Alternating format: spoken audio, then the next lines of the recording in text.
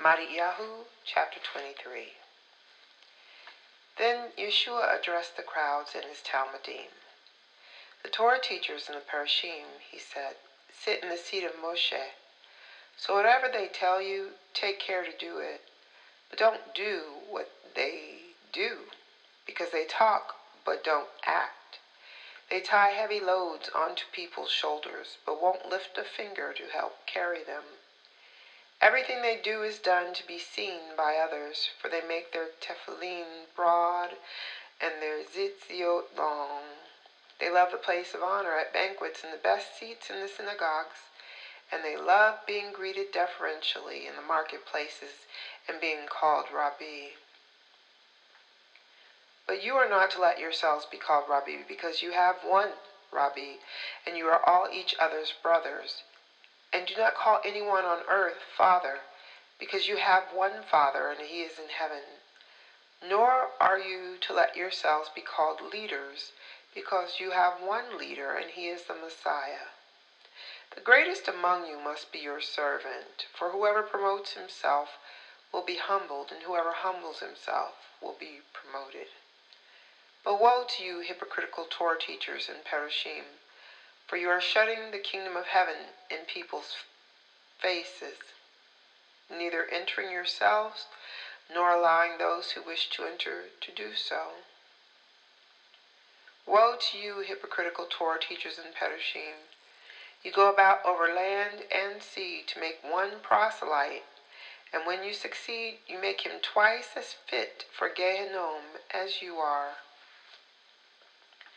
Woe to you, you blind guides!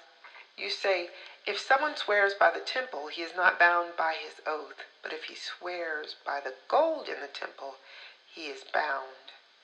You blind fools, which is more important, the gold or the temple which makes the gold holy?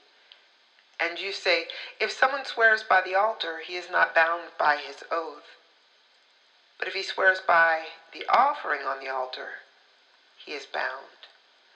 Blind men, which is more important, the sacrifice or the altar which makes the sacrifice holy? So someone who swears by the altar swears by it and everything on it.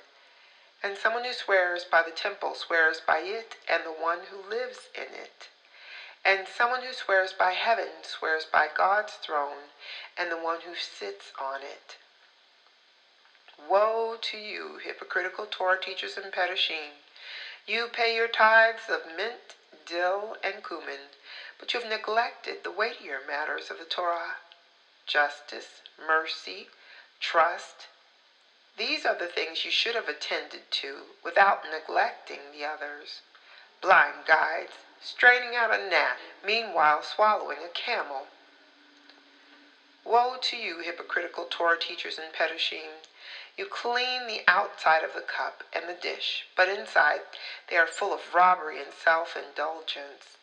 Blind Parush, first clean the inside of the cup so that the outside may be clean too. Woe to you, hypocritical Torah teachers and Parushim! You are like whitewashed tombs, which look fine on the outside, but inside are full of dead people's bones and all kinds of rottenness. Likewise, you appear to people from the outside to be good and honest, but inwardly you are full of hypocrisy and far from Torah. Woe to you, hypocritical Torah teachers and Parushim! You build tombs for the prophets and decorate the graves of the Tzaddikim. And you say, had he lived when our fathers did, we would never have taken part in killing the prophets. In this you testify against yourselves that you are worthy descendants of those who murdered the prophets. Go ahead then, finish what your fathers started. You snakes, sons of snakes, how can you escape being condemned to Gehinnom? Therefore I am sending you prophets and sages and Torah teachers. Some of them you will kill. Indeed, you will have them executed on stakes as criminals. Some you will flog in your synagogues and pursue from town to town. And so on you will fall the guilt for all the innocent blood that has ever been shed on earth, from the blood of innocent Havel to the blood of Zechariah ben Berechiah, whom you murdered between the temple and the altar. Yes, I tell you that all this will fall on this generation. Yerushalayim, Yerushalayim, you killed the prophets. You stoned those who are sent to you. How often I wanted to gather your children, just as a hen gathers her chickens under her wings, but you refused. Look, God is abandoning your house to you, leaving it desolate.